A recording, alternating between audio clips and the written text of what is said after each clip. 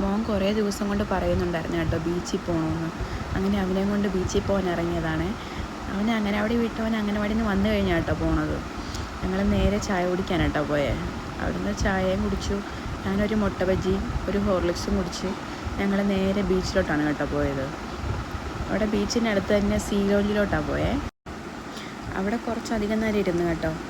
അവന് കുറച്ച് നേരം വലിയ തിരക്കും കാര്യങ്ങളൊന്നും ഇല്ലായിരുന്നു. സാധാരണ എപ്പോഴും പോകുമ്പോൾ ഭയങ്കര ആളും ബഹളവും തിരക്കും ഒക്കെയാണ്.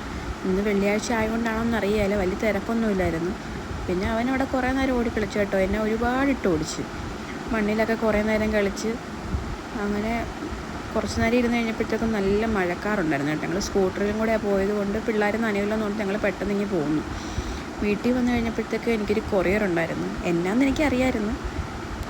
ട്രൈപോഡായിരുന്നു കേട്ടോ. ഞാനും അപ്പൂസും കൂടെയാണ് കേട്ടോ അൺബോക്സ് ചെയ്യുന്നത്. അവൻ എന്നെ ഒരുപാട് സഹായിക്കുന്നുണ്ട് അതിൻ്റെ ഇടയ്ക്കൂടെ. ചാനൽ തുടങ്ങിയപ്പോൾ തൊട്ട് ആഗ്രഹിക്കുന്നതാണ് കേട്ടോ ഒരു ട്രൈപോഡ് മേടിക്കണമെന്ന്. ഞാൻ ഇത്ര നാളും എൻ്റെ കൈ കൊണ്ടും പാത്രത്തിൻ്റെ മുകളിൽ വെച്ചും ഇക്കാനെ കൊണ്ടൊക്കെ എടുപ്പിച്ചുകൊണ്ടിരുന്നത്. അങ്ങനെ ഞാൻ കഴിഞ്ഞ ദിവസം ഒരെണ്ണം ഓർഡറാക്കിയതാണ്. ഒരു ദിവസത്തിനുള്ളിൽ സാധനം വന്നു കേട്ടോ.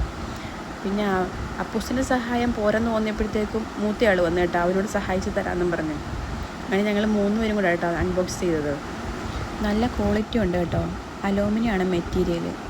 ഞാൻ കുറച്ചധികം യൂട്യൂബിൽ സെർച്ച് ചെയ്തിട്ട് നല്ല നോക്കി തന്നെ കേട്ടോ മേടിച്ചത്. ആമസോണിൽ നിന്നാണ് ഞാൻ വാങ്ങിയത്. എങ്ങനെയാണ് ഉപയോഗം എന്നൊക്കെ ഇനി പഠിച്ചു വരണം.